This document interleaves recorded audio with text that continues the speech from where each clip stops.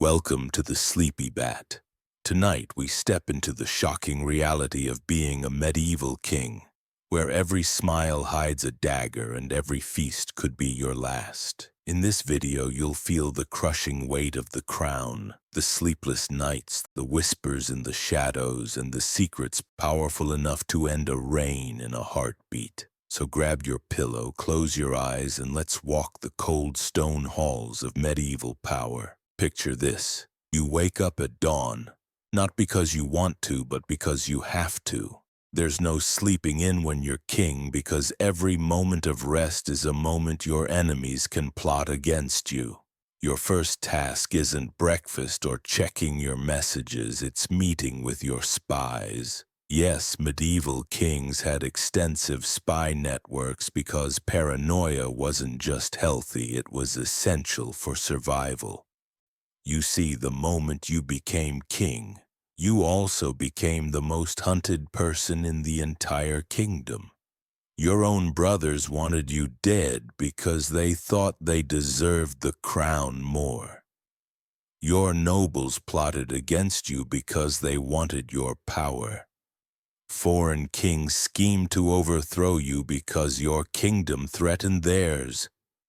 Even your own wife might slip poison into your wine if it meant her son would inherit the throne faster. King John of England learned this the hard way. The man was so paranoid about assassination attempts that he employed multiple food tasters and changed his sleeping quarters every single night. He trusted no one, and for good reason. His own barons eventually turned against him, and there are historical accounts suggesting he was poisoned by a monk at Swinstead Abbey. Imagine living every single day knowing that your next meal could be your last, that your most trusted advisor might be the one holding the knife. But the paranoia was just the beginning. Medieval kings weren't just political targets, they were walking ATM machines for every desperate person in the kingdom. You couldn't step outside your castle without being mobbed by people demanding money, land, or justice. And here's the kicker. You couldn't say no to everyone because that's how rebellions started. King Richard II of England found this out when he tried to live lavishly while his people starved. The result? The Peasants' Revolt of 1381, where angry mobs stormed London demanding his head. Richard barely escaped with his life, but the message was clear. Even kings had to keep their subjects happy or face the consequences. Now let's talk about something that'll really shock you. Medieval kings were basically prisoners in their own castles. Think about it. You can't leave without a massive armed escort because assassins are everywhere. You can't travel light because you need enough soldiers to fight off ambushes. You can't visit towns unannounced because word spreads fast and your enemies will be waiting. King Edward II of England tried to escape this prison by surrounding himself with male favorites and ignoring his royal duties. Bad move. His nobles got so fed up with his behavior that they organized a coup, captured him. And here's where it gets really disturbing. They allegedly murdered him by shoving a red-hot poker up his rectum. Medieval people didn't mess around when it came to sending messages about bad leadership, but wait, it gets worse. Medieval kings couldn't even trust their own families. Patricide, fratricide, and infanticide weren't just common, they were practically expected in royal families. Sons regularly murdered their fathers to claim the throne early. Brothers killed brothers to eliminate competition. Fathers executed their own sons when they posed a threat. Take the case of Byzantine Emperor Basil II, who blinded 15,000 Bulgarian prisoners and sent them home as a message to his enemies. But his own nephew, John Vladislav, was constantly plotting against him. Family dinners must have been incredibly tense when everyone at the table was wondering who would try to poison whom first. And here's something that'll blow your mind. Medieval kings were expected to lead their armies into battle personally, not from the back, commanding from safety, but right there in the front lines with swords swinging and arrows flying. This wasn't just tradition, it was political necessity. If you didn't fight alongside your men, they'd lose respect for you and potentially switch sides. King Harold Godwinson of England learned this lesson fatally at the Battle of Hastings in 1066. He fought bravely at the front of his army, but took an arrow to the eye and died on the battlefield.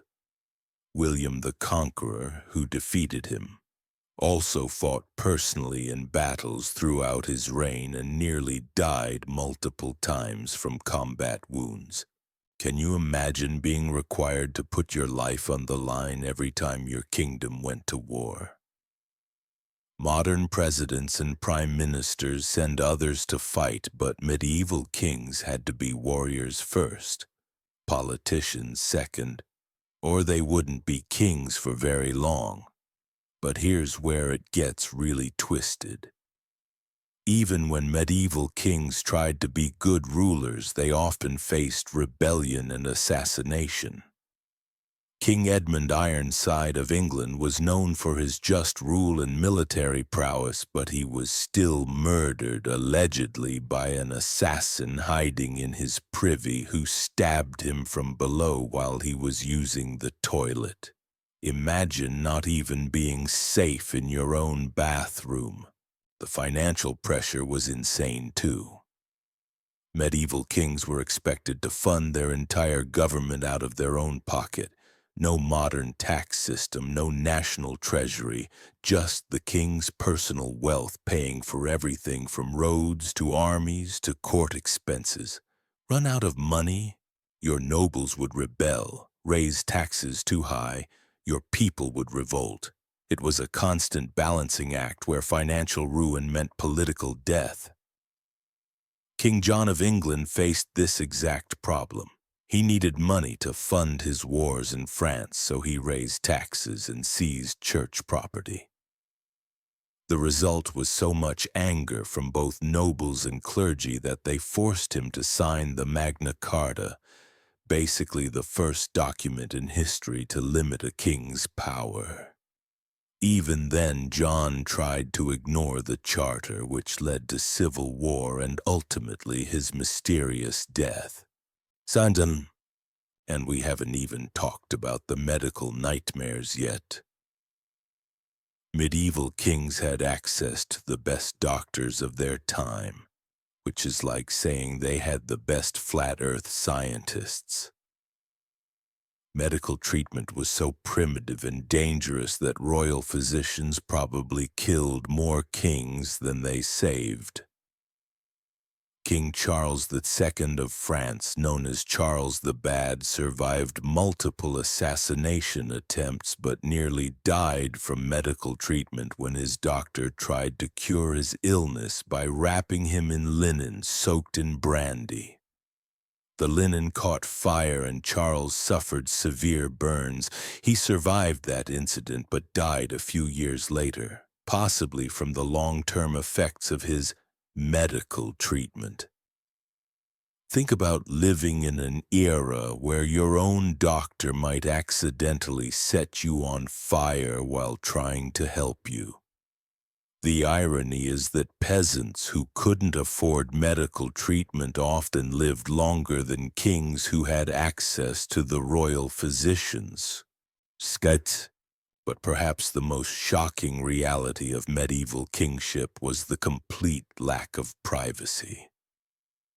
Every moment of your life was public property. You ate in public, you held court in public, you even slept in rooms where courtiers could watch you. The concept of personal time didn't exist for medieval royalty. King Louis XIV of France, though technically not medieval, inherited this tradition and turned it into the elaborate court ceremonies at Versailles. But medieval kings had it worse because they lacked the infrastructure to create truly private spaces. Your bedroom was a political space where nobles gathered to petition you. Your meals were public performances where every bite was watched and analyzed for political meaning. This constant scrutiny meant that medieval kings could never let their guard down, never show weakness, never have a genuine human moment without it being interpreted as a sign of political vulnerability. The psychological pressure must have been absolutely crushing. And here's something that'll really disturb you. Medieval kings were often crowned as children, which meant they grew up as targets before they even understood what power meant. Child kings were especially vulnerable because they had to rely on regents and advisors who often had their own agendas.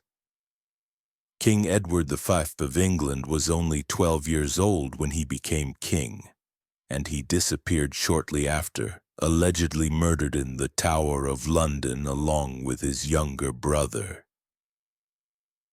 The case of the princes in the Tower remains one of history's most famous unsolved murders.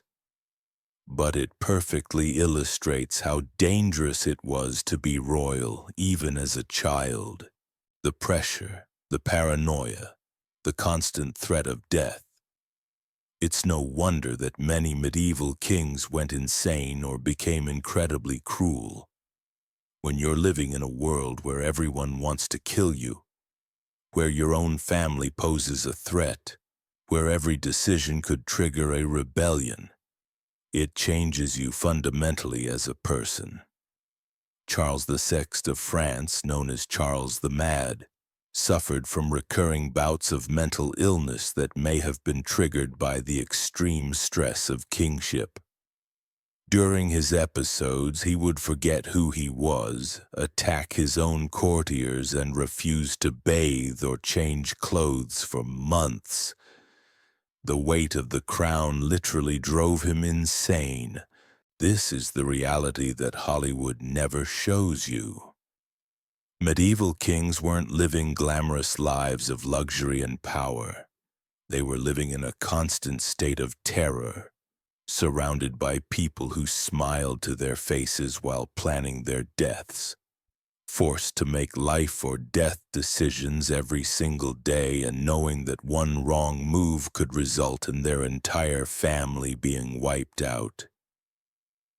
The crown wasn't a symbol of privilege, it was a death sentence with better food. Now here's where things get really twisted, and this is something most history books conveniently leave out. Medieval kings weren't just fighting external enemies, they were battling their own bodies in ways that would make modern horror movies look tame. You see, the medieval diet of the wealthy was basically designed to kill you slowly, and kings got the worst of it because they had access to the most luxurious foods. Rich meats, endless wine, sugary treats, and virtually no vegetables created a perfect storm of health problems that medieval medicine was completely helpless to treat. King Henry the VIII of England, though technically Renaissance era, inherited these medieval eating traditions and became so obese that servants had to use mechanical devices to move him around. But even earlier medieval kings suffered similar fates. King William the Conqueror became so fat in his later years that when he fell from his horse during the siege of Mantes, his internal injuries were so severe that he died weeks later in agony. But here's the really disturbing part: when they tried to fit his bloated corpse into his stone sarcophagus, his body literally exploded from the gases, filling the church with such a horrific stench that mourners fled in terror. Can you imagine being so wealthy and powerful that your own success literally causes your body to explode at your own funeral? That's the level of grotesque irony we're dealing with when it comes to medieval kingship. But the physical deterioration was nothing compared to the psychological warfare that medieval kings endured daily.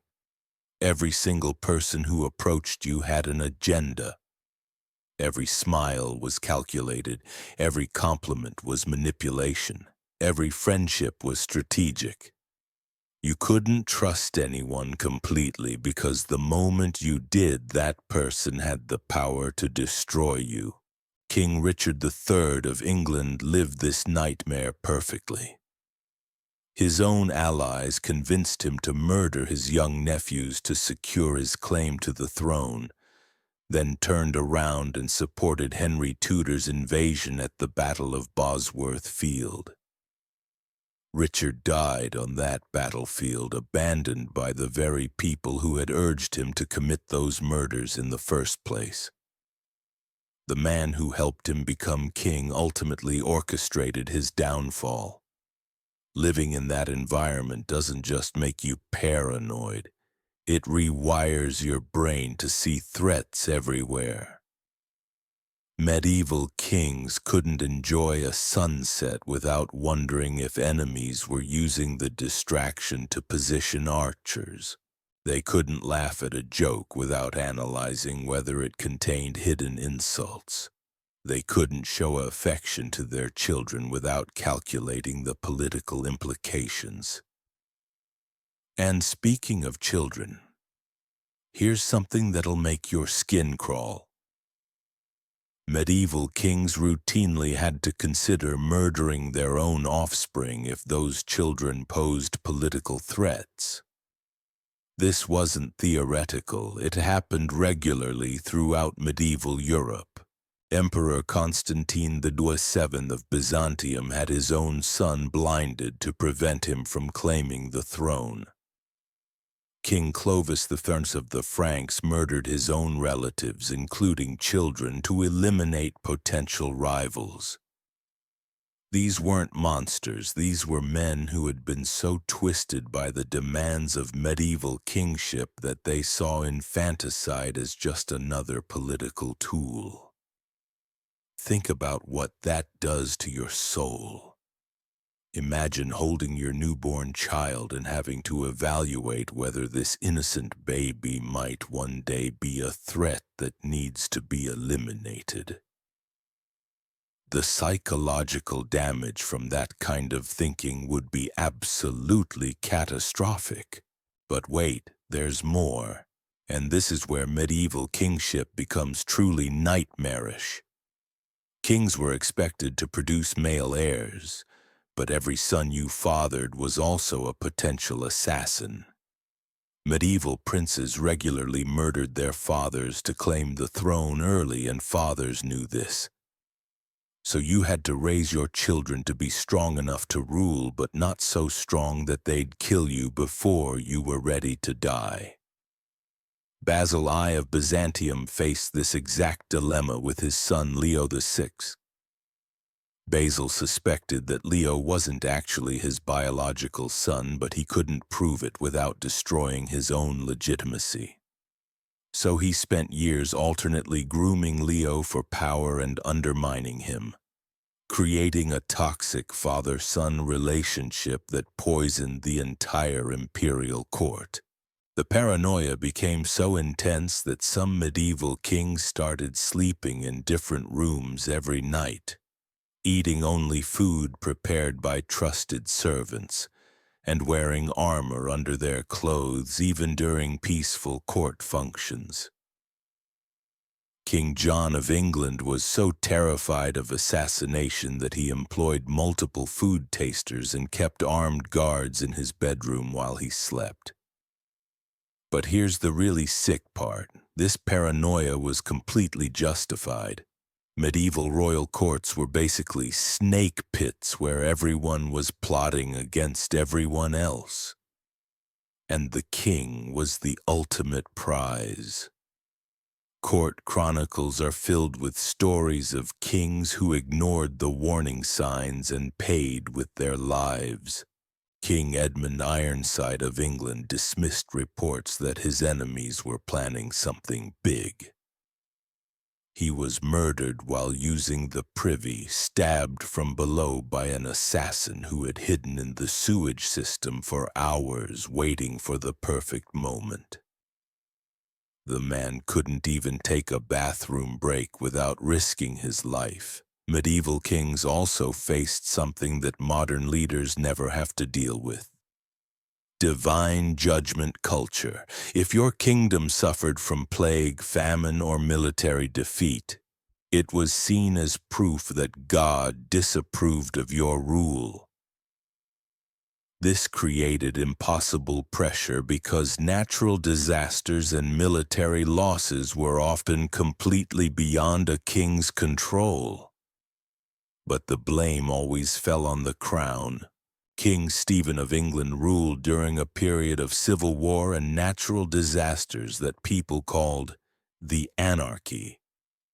Contemporary chronicles described it as a time when Christ and his saints slept because the suffering was so intense.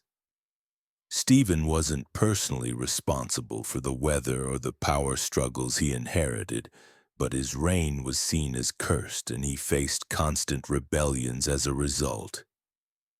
Can you imagine being held personally responsible for every bad thing that happened in your entire country? Modern presidents deal with criticism, but medieval kings were literally blamed for acts of God. If it didn't rain enough, if it rained too much, if there was an earthquake, if there was a plague, all of it was somehow the king's fault for not being worthy of divine favor. The religious pressure was crushing in other ways too. Medieval kings were expected to be perfect Christians while simultaneously doing incredibly unchristian things to maintain power. You had to attend Mass daily, support the church financially, and present yourself as God's chosen representative on earth, all while ordering executions, waging wars, and making political deals that involved massive amounts of lying and betrayal. King Louis VII of France struggled with this contradiction his entire reign. He was genuinely pious and wanted to rule according to Christian principles, but medieval politics made that impossible. He had to choose between being a good Christian and being an effective king. And that internal conflict contributed to military defeats and political failures that plagued his entire reign. The hypocrisy ate away at medieval kings psychologically. They had to present themselves as moral authorities while doing immoral things daily. They had to claim divine authority while knowing they were making decisions based on political calculation rather than religious principle. The cognitive dissonance must have been absolutely maddening. And here's something that'll really blow your mind. Medieval kings were expected to personally execute people as a demonstration of royal justice. Not just order executions, but literally swing the sword or axe themselves. This wasn't ceremonial, it was a regular part of royal duties that ensured kings got blood on their own hands. King Charles the Bourbon of France, known as Charles the Simple, personally executed dozens of nobles who had betrayed him during various rebellions. Historical accounts describe him as becoming increasingly disturbed by these executions but unable to delegate the task without appearing weak.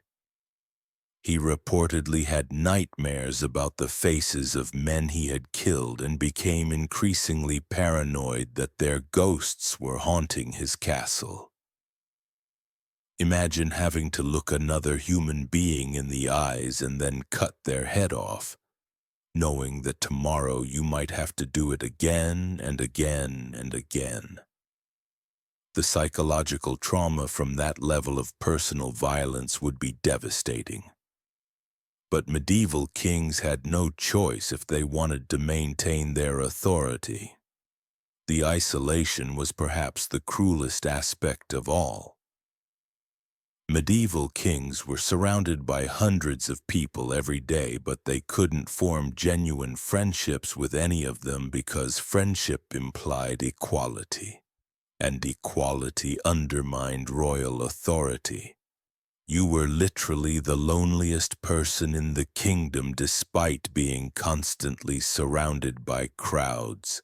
King Richard II of England tried to break this isolation by forming close friendships with his favorites. But this backfired spectacularly. His nobles saw these friendships as evidence that the king was weak and could be manipulated, which led to rebellions and ultimately his deposition and murder.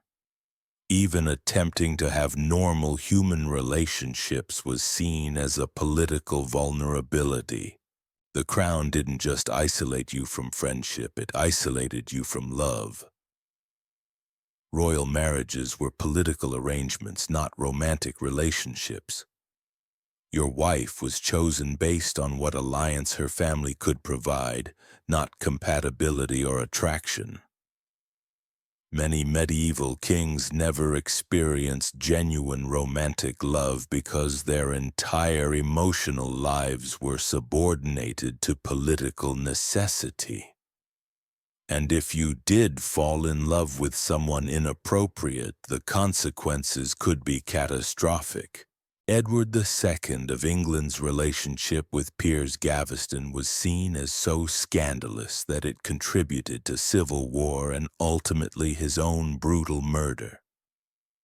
Whether that relationship was romantic or just an intense friendship, it destroyed his reign and cost him his life. The financial pressure never let up either. Medieval kings were expected to fund wars, maintain castles, support huge courts, provide charity to the poor, and pay for elaborate ceremonies, all from their personal wealth. There was no separation between the king's money and the kingdom's money, which meant royal bankruptcy was always a possibility. King John of England faced this exact crisis when his military campaigns in France drained the royal treasury. He had to choose between raising taxes, which would trigger rebellions, or losing territory, which would make him look weak and invite more attacks. Every financial decision was a political minefield that could explode at any moment. The worst part was that medieval kings couldn't retire. Modern leaders can step down, write memoirs, and fade into comfortable obscurity. Medieval kings ruled until they died, and they died violent deaths more often than not. There was no peaceful exit strategy, no golden parachute, no comfortable retirement waiting at the end. You were trapped in the crown until death freed you from it, and death usually came in the form of assassination, execution, or murder by your own family members. The throne wasn't a career, it was a life sentence that almost always ended badly. This is the reality that nobody talks about when they romanticize medieval royalty. These weren't fairy tale princes living happily ever after. These were deeply traumatized men trapped in a system that demanded they sacrifice their humanity. their sanity, and ultimately their lives for the illusion of absolute power. The crown was beautiful, but it was also the heaviest burden any human being could carry, and it crushed almost everyone who wore it. But here's where medieval kingship becomes truly horrifying. And this is something that'll make you question everything you thought you knew about power. Medieval kings weren't just fighting human enemies, they were battling supernatural forces that could destroy their reigns overnight. You see, medieval people genuinely believed that kings ruled by divine right, which sounds great until you realize it meant every natural disaster, every military defeat, every crop failure was interpreted as God withdrawing his support. King Harold II of England experienced this nightmare firsthand when Halley's Comet appeared in 1066, just months before the Norman invasion. Medieval chroniclers recorded that people saw the comet as an omen that God was angry with Harold's rule. When William the Conqueror defeated him at Hastings, it wasn't just seen as military conquest, it was viewed as divine judgment. Harold didn't just lose a battle, he lost his legitimacy in the eyes of heaven itself. Can you imagine trying to rule when people are constantly looking for signs that God wants you dead? Every earthquake becomes evidence of your unworthiness. Every plague outbreak proves you're a bad king. Every solar eclipse suggests it's time for someone else to take the throne. You're not just fighting political enemies, you're fighting the weather, the stars, and acts of nature that are completely beyond your control. And here's something that'll absolutely blow your mind. Medieval kings were expected to perform miracles. Not metaphorical miracles, actual supernatural healing powers. The king's touch was a real ceremony where monarchs were supposed to cure diseases by laying their hands on sick people. If you couldn't heal the sick, people started questioning whether you were really chosen by God. King Edward the Confessor of England built his entire reputation on supposedly miraculous healing powers. Historical accounts claim he could cure scrofula, a form of tuberculosis, just by touching infected people. But here's the catch. If someone died after you touched them, it was seen as proof that your divine authority was fake. You were literally gambling with your political legitimacy every time you attempted to heal someone. Think about the psychological pressure of people bringing their dying children to you, expecting you to perform miracles, knowing that failure could trigger rebellions. Medieval kings had to pretend to have supernatural powers while knowing they were completely ordinary humans who couldn't actually heal anyone. But the supernatural pressure got even worse when you consider medieval concepts of royal bloodlines. People believed that true kings had literally divine blood running through their veins, which meant any physical weakness or illness was seen as evidence that you weren't really legitimate. Medieval kings couldn't even get sick without it becoming a political crisis. King Henry VI of England suffered from what modern historians believe was severe mental illness, possibly schizophrenia. But in medieval times, his condition was interpreted as proof that he wasn't the rightful king. His periods of catatonia and inability to recognize people were seen as God's punishment for illegitimate rule. His mental illness directly contributed to the Wars of the Roses, a conflict that killed thousands of people and destroyed multiple royal families. Imagine having a mental health crisis and having it interpreted as divine rejection of your right to exist.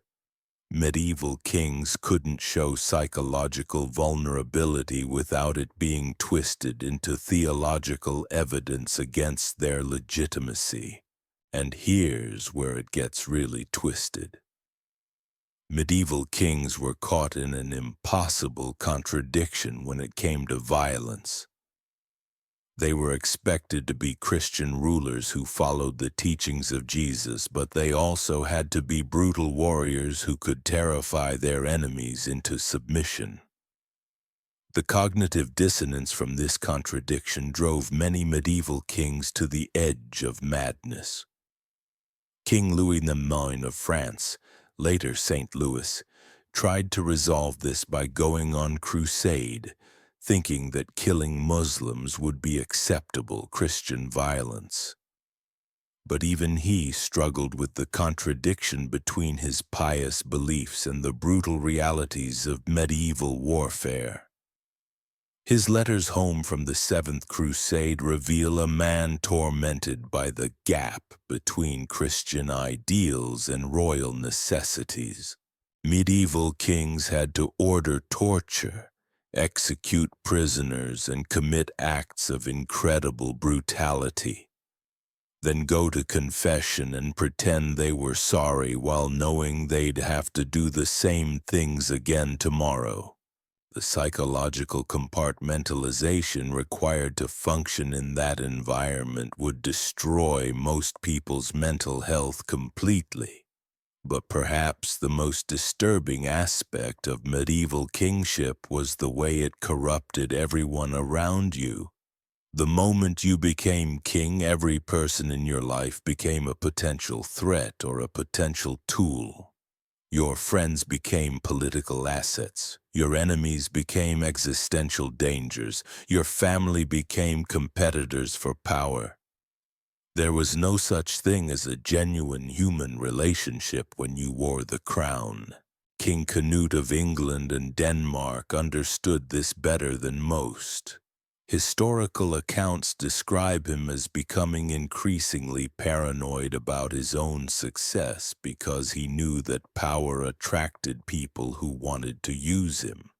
He reportedly said that being king meant never knowing if someone loved you or just wanted something from you. Every smile was suspect. Every gesture of affection was potentially manipulation. The crown didn't just isolate you from other people, it isolated you from your own authentic self. Medieval kings had to perform kingship every waking moment. There was no private time, no personal space, no opportunity to just be human. You were always on stage, always being watched, always being judged by impossible standards. King John of England's nickname was Lackland, but a more accurate description might have been lack self.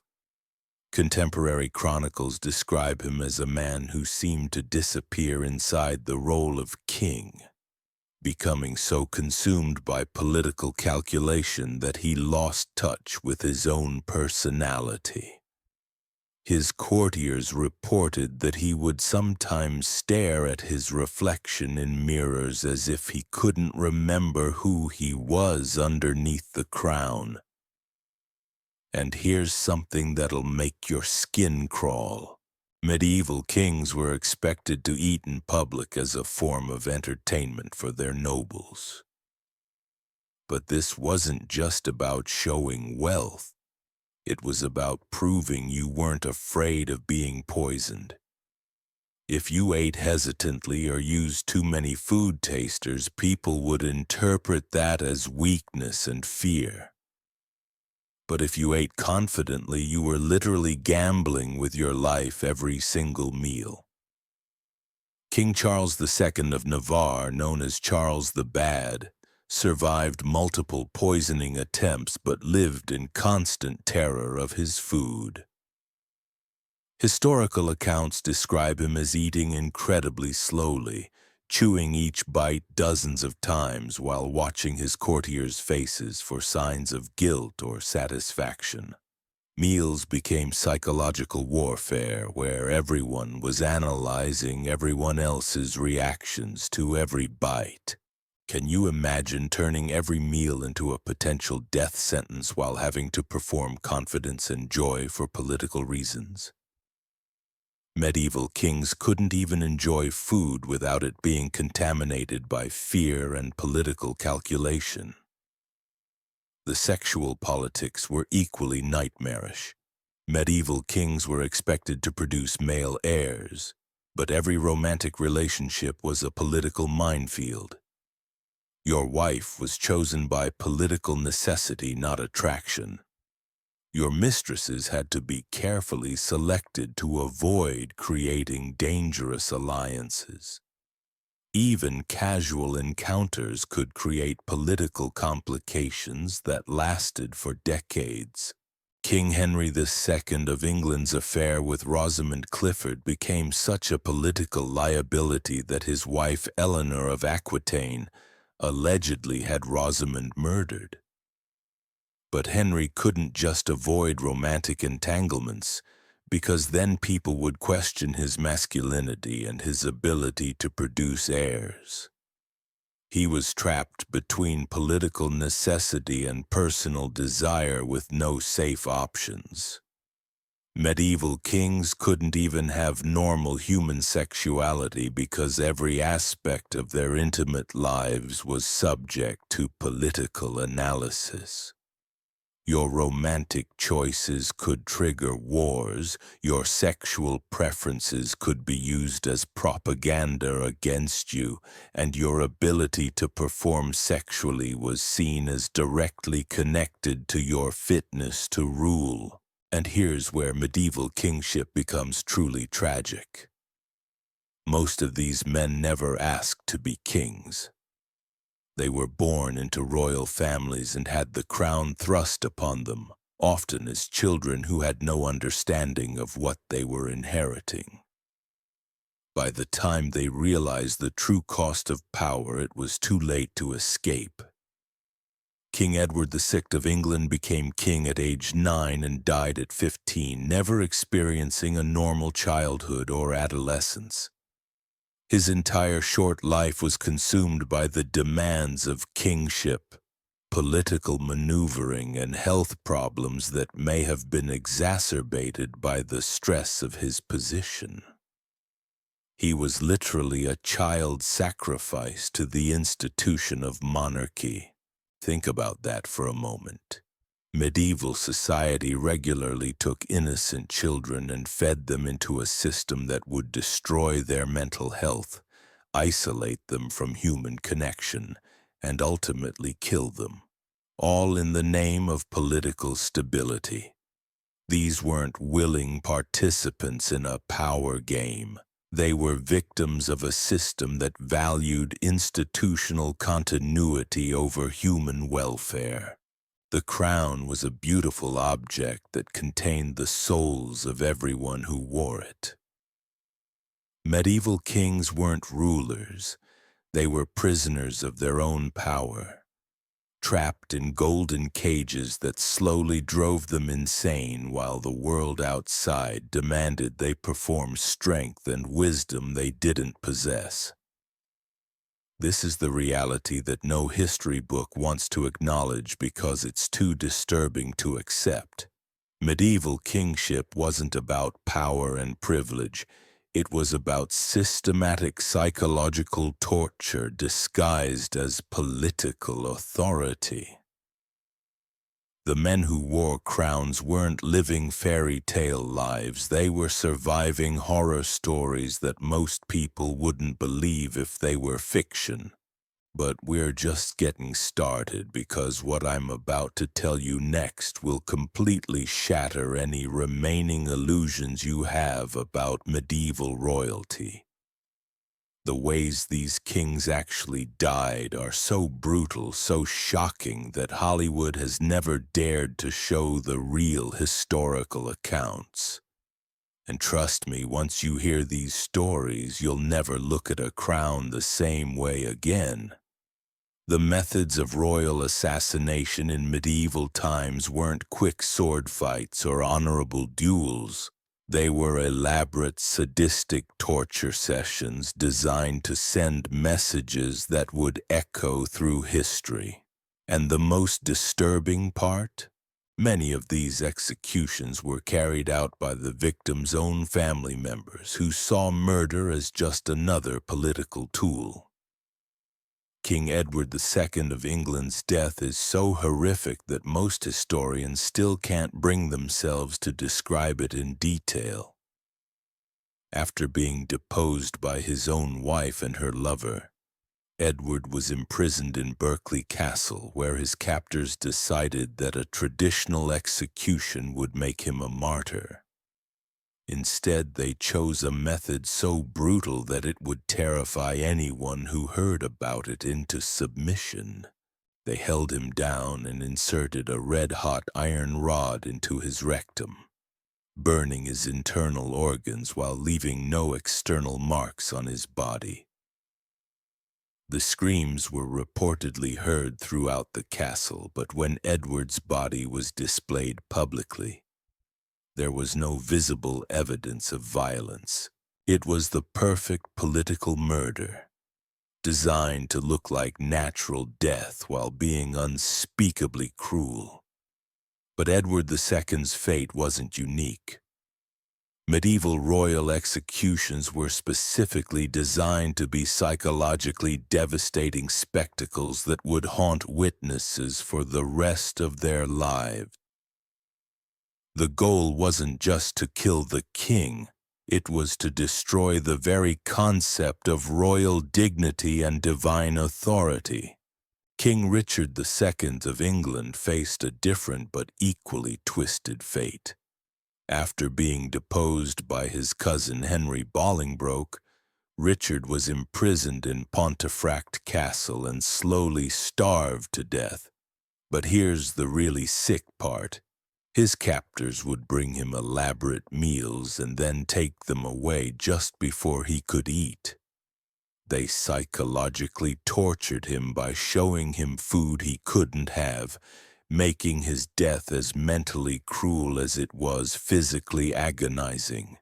Contemporary accounts describe Richard pacing his cell like a caged animal, talking to himself about the meals he used to enjoy as king. The man who once dined on roasted peacock and wine from golden cups died dreaming about stale bread he wasn't allowed to touch.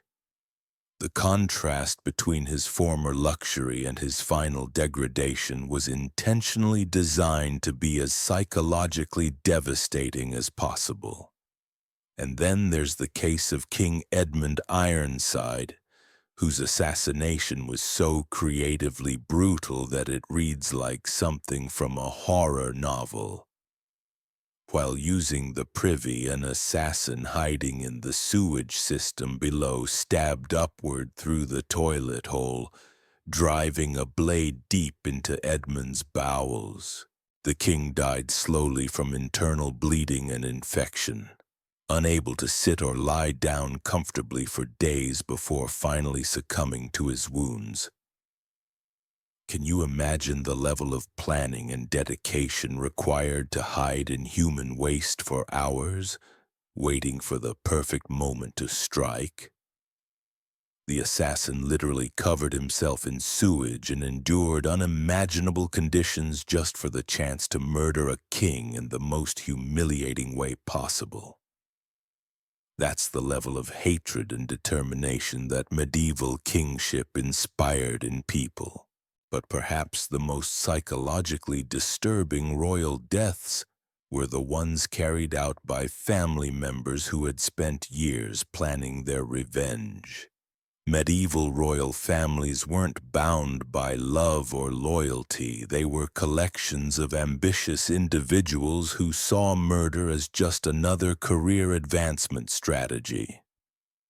King Constans II of Byzantium was murdered in his bath by his own servants, but the assassination was orchestrated by his son Constantine IV, who wanted to inherit the throne immediately rather than wait for his father to die naturally. Constantine didn't just order his father's death. He personally supervised the murder to ensure it was carried out properly.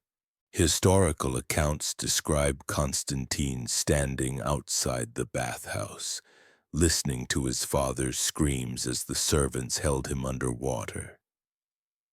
When the sound stopped, Constantine calmly walked in to confirm the death, then began issuing orders as the new emperor while his father's body was still warm.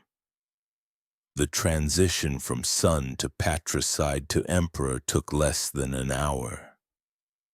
Think about the psychology required to orchestrate your own father's murder and then immediately step into his role without showing any grief or remorse. Medieval kingship didn't just corrupt people's morals, it completely rewired their emotional responses to family relationships. King Basil I of Byzantium took family murder to an even more twisted level by killing his predecessor Michael III, who had adopted him as a son and heir. Basil didn't just betray his adoptive father, he made the murder personal and brutal. During a drinking party, Basil and his co-conspirators got Michael drunk, then beat him to death with their bare hands while he begged for mercy. But here's the really sick part. Basil kept Michael's severed head as a trophy and would reportedly talk to it during court ceremonies, asking his dead adoptive father for advice on royal matters. Court chroniclers describe Basil having full conversations with the decomposing head, treating it like a trusted advisor rather than evidence of his own murderous betrayal. Can you imagine the psychological damage required to turn patricide into a casual conversation partner? Medieval kingship didn't just drive people to murder. It drove them completely insane in ways that would make modern serial killers look sane by comparison. The creative brutality extended to how medieval kings were tortured before being killed. King Peter III of Aragon was captured by his enemies and subjected to what chroniclers called the royal treatment, which involved systematic torture designed to break his spirit before ending his life. They started by forcing him to watch as his supporters were executed one by one, making him listen to their screams and pleas for mercy. Then they removed his royal regalia piece by piece, stripping away his crown, his robes, his rings, while describing how each item would be given to his enemies as trophies. Finally, they made him write his own abdication letter, dictating the words that would officially end his reign while knowing that signing the document would be the last thing he ever did. Peter was forced to participate in his own political destruction before they allowed him the mercy of death. Medieval executioners were artists of psychological warfare who understood that destroying a king's mind was just as important as destroying his body. They wanted these men to die as broken, humiliated shadows of their former selves, proving to everyone watching that royal authority was just an illusion that could be stripped away by anyone with enough determination and cruelty. King Charles the Fair of Naples learned this lesson in the most horrific way possible when he was captured by his enemies and subjected to what historians call inverse coronation. His captors created a mock ceremony where they placed a crown of thorns on his head, dressed him in rags, and paraded him through the streets while people threw garbage and human waste at him. But the ceremony didn't end with humiliation. They forced Charles to knight his own executioner, making him go through the formal ritual of touching the man's shoulder with a sword while speaking the traditional words of honor. Charles had to formally recognize the dignity and authority of the person who was about to kill him, turning the sacred ceremony of knighthood into a twisted prelude to murder. The executioner then used the same sword Charles had just blessed him with to slowly cut off the king's limbs, starting with his fingers and working up to larger body parts while Charles remained conscious and aware. The entire process took hours, with Charles forced to watch his own body being dismembered piece by piece. These weren't random acts of violence. They were carefully choreographed psychological operations designed to destroy the mystique of kingship itself. Medieval people understood that kings derived their power from the belief that they were somehow different from ordinary humans. By showing that kings could be reduced to screaming, begging, bleeding animals just like anyone else, these executions served as powerful political propaganda. King John Balliol of Scotland experienced this systematic destruction of royal dignity when he was captured by Edward I of England. Edward didn't just depose John. He created an elaborate ceremony designed to strip away every symbol of Scottish kingship while humiliating John personally. They tore the royal arms off John's surcoat in front of a crowd of witnesses, giving him the nickname Tomb Tabard, or Empty Coat. But the humiliation didn't stop there. Edward forced John to clean the stables of English horses with his bare hands, making the former King of Scotland literally shovel horse manure while English nobles laughed and pointed. John was kept alive for years after his deposition, not out of mercy, but so that Edward could parade him around as a living example of what happened to kings who opposed English authority. John became a walking advertisement for submission, a broken man whose very existence served as a warning to other potential rebels. The psychological impact of seeing a former king reduced to a stable cleaner was devastating for Scottish morale. If their king could be turned into a servant, what hope did ordinary Scots have of maintaining their independence? Edward understood that destroying John's dignity was more effective than simply killing him. But medieval royal murders weren't always elaborate public spectacles. Some of the most disturbing assassinations were intimate, personal affairs carried out by people the victims trusted completely. These quiet murders were often more psychologically devastating than public executions because they destroyed the victim's faith in human nature itself. King Duncan I of Scotland was murdered by Macbeth, but not in the dramatic battlefield confrontation that Shakespeare imagined. According to historical chronicles, Macbeth was Duncan's trusted friend and military commander, who was invited to stay in the king's own home as an honored guest. Duncan went to sleep feeling safe and protected, surrounded by people he considered family. Macbeth waited until the king was in deep sleep, then crept into his bedchamber and stabbed him multiple times while Duncan was unconscious and defenseless. Duncan died without ever knowing that his friend had betrayed him. But he also died without the dignity of facing his killer or understanding why he was being murdered. The intimacy of the betrayal was what made it so effective as political terrorism.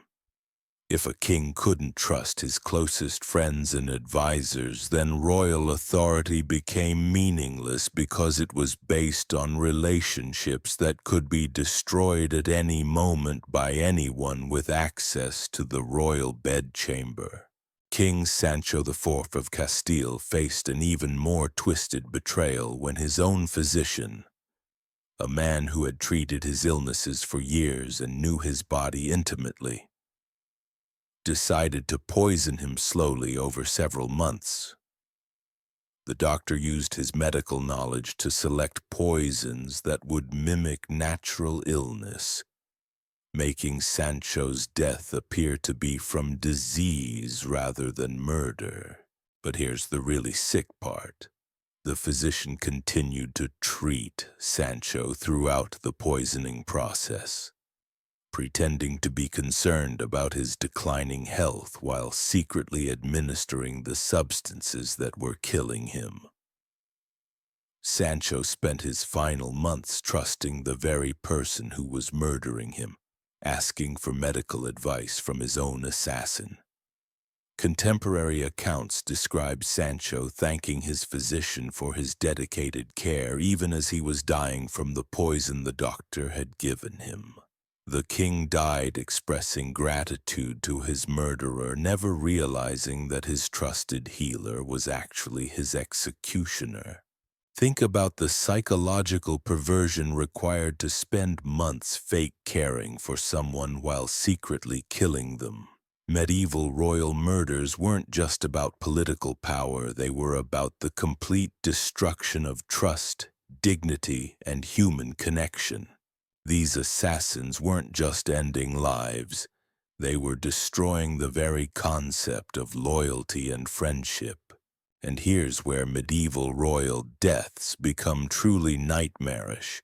Some kings were murdered by methods so creative and bizarre that they seem more like fever dreams than historical events. King Edmund II of England was allegedly killed by an assassin who hid inside a mechanical siege engine, waited for Edmund to inspect the device personally, then activated a spring-loaded blade that impaled the king from inside the machine. The assassination required months of planning and engineering expertise to modify the siege engine without anyone noticing. The assassin had to hide inside the cramped, dark mechanism for hours, waiting for the perfect moment when Edmund would be close enough to strike. When the blade finally activated, it pierced Edmund's chest and pinned him to the machine while he slowly bled to death. But the most disturbing aspect wasn't the mechanical complexity. It was the fact that Edmund died staring at the face of his assassin, who was trapped inside the same device that had killed the king. They were locked together in a metal tomb, with Edmund slowly dying while looking into the eyes of the person who had murdered him. The assassin couldn't escape either and died alongside his victim, creating a bizarre murder-suicide scenario that traumatized everyone who witnessed it. These aren't just historical curiosities, they're evidence of how medieval kingship drove people to levels of creativity and dedication in murder that border on the supernatural. The crown didn't just make you a target, it inspired a special kind of hatred that motivated people to spend years planning elaborate revenge fantasies that they were willing to die to execute. King Wenceslaus III of Bohemia was murdered by an assassin who spent 2 years learning to juggle fire just so he could get close enough to the king during a court entertainment. The assassin performed as a juggler dozens of times, building trust and familiarity with the royal household, all while planning to use his flaming torches as weapons. During his final performance, instead of juggling the torches in the air, the assassin threw them directly at Wenceslaus, setting the king's clothes on fire and burning him alive in front of his entire court. The assassin made no attempt to escape and was immediately killed by royal guards, but his mission was accomplished. Wenceslaus died screaming in agony while his courtiers watched in horror. The dedication required to spend 2 years perfecting a skill just for the opportunity to commit one act of murder shows how medieval kingship created enemies who were willing to sacrifice everything for revenge. These weren't crimes of passion or political necessity. They were artistic expressions of hatred that took years to plan and seconds to execute. Medieval royal deaths weren't just about ending individual lives. They were about destroying the entire concept of royal authority through spectacular displays of vulnerability and mortality. Every creative, brutal, or humiliating royal murder served as proof that kings were just human beings who could be killed by anyone with sufficient motivation and planning. The crown that looked so beautiful and powerful from a distance was actually a target that attracted the most creative, determined, and sadistic killers in medieval society.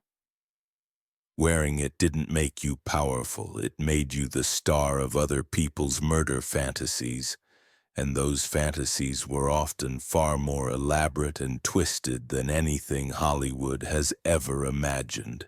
But the physical murders were just the final act in a lifetime of psychological torture that began the moment someone became king, and never ended until death finally provided escape from the crown's golden prison.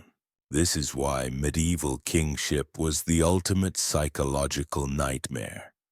And I'm about to reveal the final shocking truth that historians have been hiding for centuries. You see, everything I've told you so far, all the murders and betrayals and tortures, that was just the visible horror. The real nightmare was what happened to the minds of these men while they were still alive, still wearing the crown, still pretending to be in control. Medieval kings didn't just face external threats, they were slowly driven insane by a system specifically designed to destroy their sanity.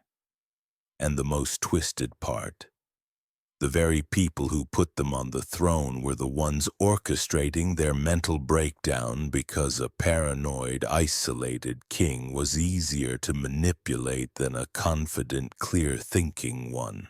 King Charles VI of France, known as Charles the Mad, is the perfect example of how kingship literally drove men insane. But his madness wasn't random. It was the inevitable result of years of systematic psychological manipulation by his own advisors. They deliberately fed him contradictory information, staged fake assassination attempts to keep him paranoid, and isolated him from anyone who might provide genuine support or honest counsel. Charles began having episodes where he would forget who he was, attack his own courtiers with swords, and refuse to bathe or change clothes for months at a time. But here's the really disturbing part. His advisors used these episodes as opportunities to make major political decisions in his name while he was incapacitated.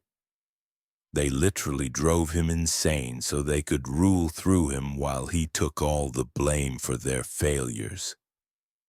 Contemporary chroniclers describe Charles during his lucid moments, realizing what had been done to him and begging his courtiers to kill him rather than let him continue living as their puppet. But they kept him alive because a mad king was more useful than a dead one. They had created the perfect political tool, a man with royal authority but no capacity to use it independently. Think about the level of calculated cruelty required to systematically destroy someone's mind over years or decades just to gain political advantage. Medieval royal courts weren't just dangerous. They were elaborate psychological warfare operations designed to break the spirits of the men who wore crowns. King Henry II of England faced similar treatment from his own advisors, who used his mental illness as an excuse to wage wars, sign treaties, and make political alliances that Henry would never have approved of in his right mind.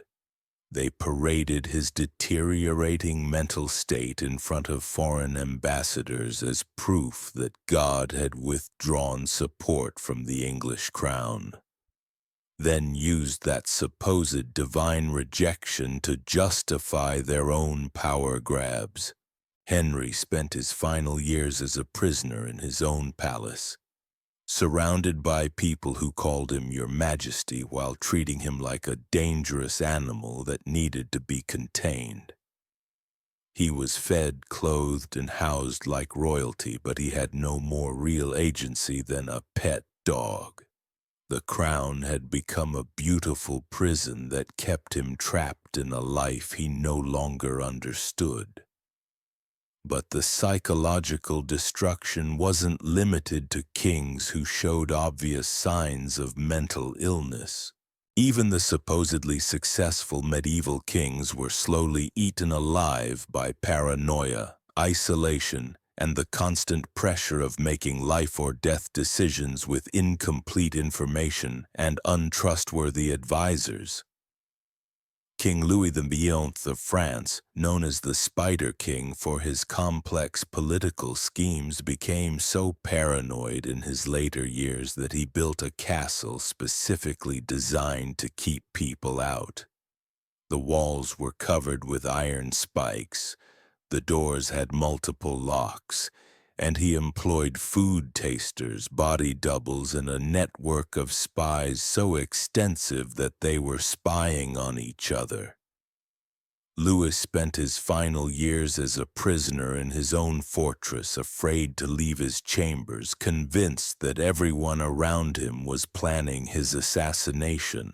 He had achieved everything a medieval king was supposed to want: absolute power, territorial expansion, political stability. But it had cost him his sanity and his humanity. He died alone, surrounded by luxury but starved of genuine human connection. The irony is that the very traits that made someone effective as a medieval king, paranoia, ruthlessness, emotional detachment, were the same traits that guaranteed they would die miserable and alone.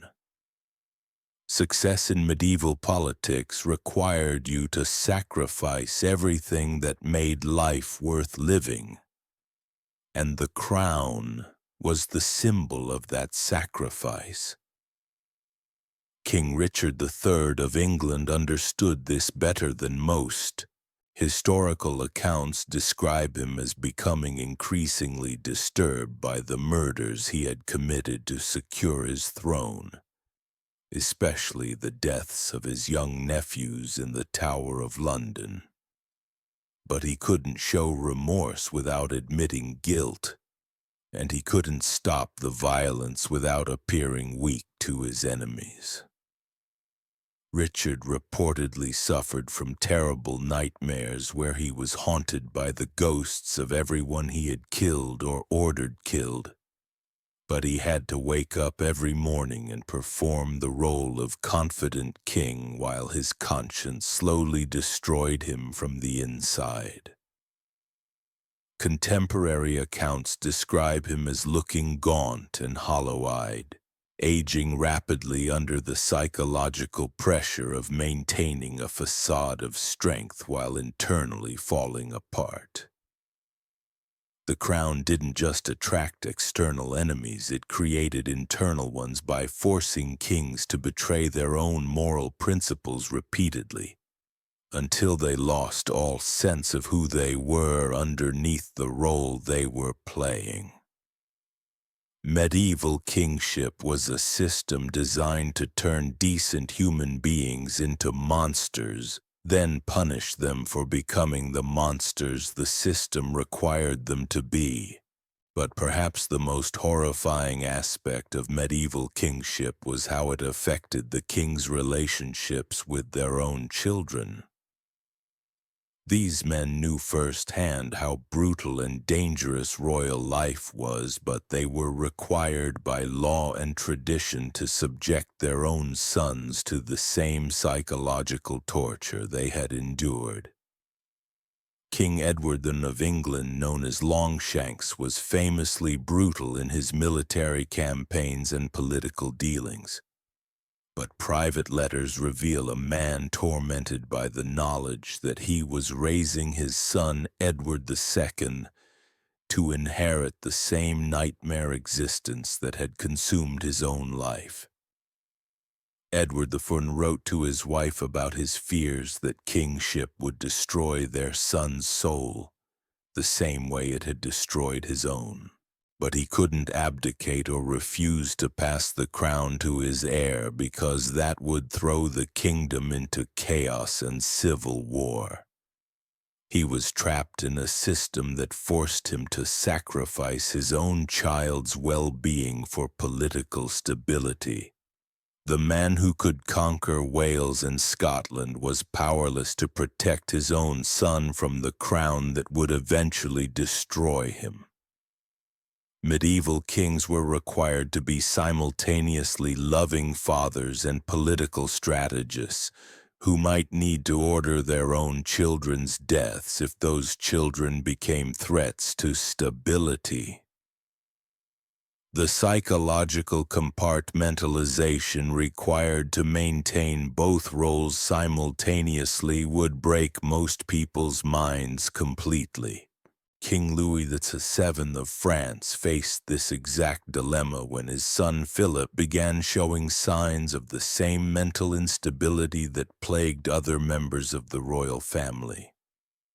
Louis had to choose between protecting his son by keeping him away from power or preparing him for kingship by exposing him to the same traumatic experiences that had shaped Louis's own reign.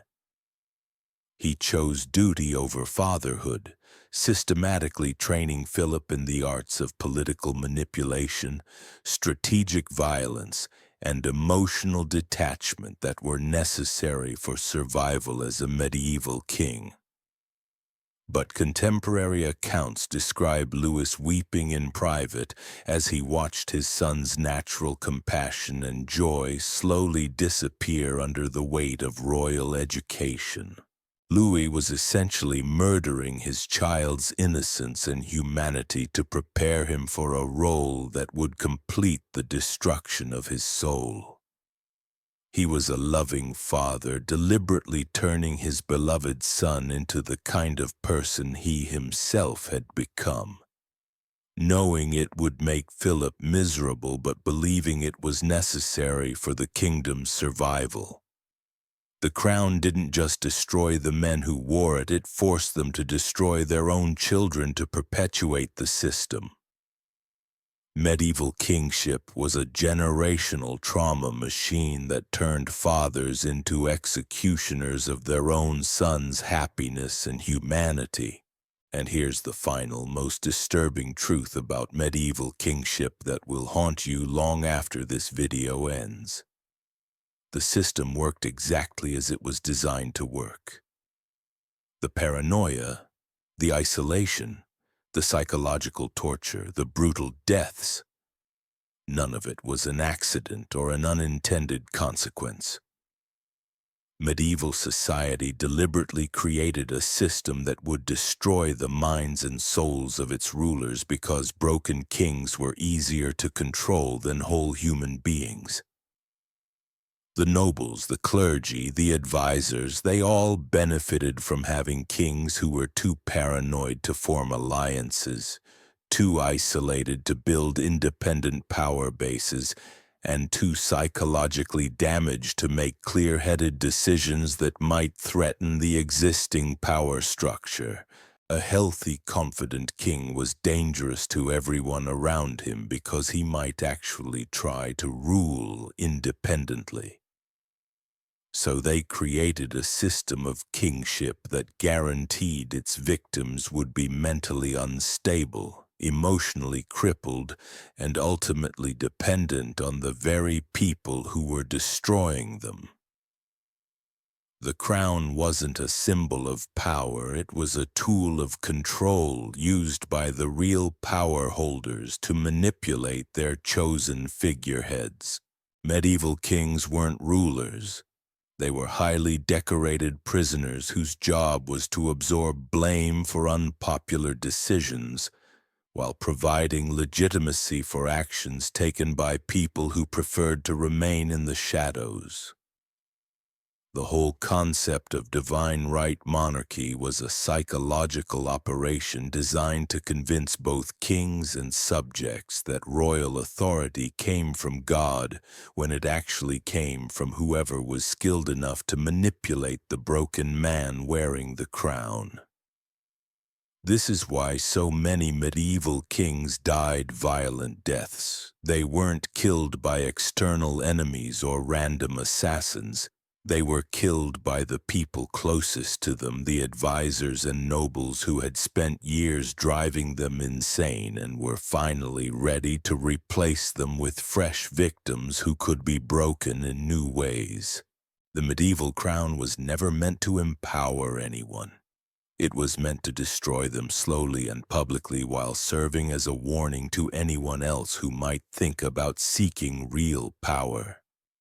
Every brutal royal death, every mad king, every murdered heir was a message to the population. This is what happens to people who try to rule over us. Medieval kingship wasn't a political system. It was a psychological weapon used to maintain control through terror. And the kings themselves were just the most visible victims of that weapon. They lived in golden cages, died brutal deaths, and spent their entire lives serving as warnings about the cost of ambition. The next time you see a medieval crown in a museum or a movie, remember that it's not a symbol of power or authority. It's a torture device designed to destroy human minds, a golden prison that trapped its victims in lives of unimaginable psychological horror, while the real rulers pulled the strings from behind the scenes. Medieval kings weren't the most powerful people in their kingdoms. They were the most powerless, the most controlled, and the most systematically destroyed. They were living sacrifices offered up to maintain a system that benefited everyone except the men who wore the crowns. And that's the shocking reality of being a king in medieval times. Not power, not luxury, not authority, just psychological torture disguised as political honor, ending in brutal death while serving as a warning to anyone foolish enough to want the crown for themselves. The throne wasn't a seat of power. It was an altar where human souls were sacrificed to maintain the illusion that someone was actually in charge of the chaos. If this video has completely changed how you think about medieval history and the nature of power itself, then you need to watch my next video where I reveal the even more disturbing truth about what really happened to medieval queens. Because if you think the kings had it bad, wait until you hear what the system did to the women who married into these royal nightmares. Click that video right now, because once you understand how medieval royalty really worked, you'll never look at power, politics, or authority the same way again. And don't forget to subscribe, because there are so many more dark historical truths that need to be exposed, and I'm just getting started on revealing the real stories they never taught you in school. The crown was beautiful, but it was also the most efficient human destruction device ever created. Remember that the next time someone tells you they want to be king,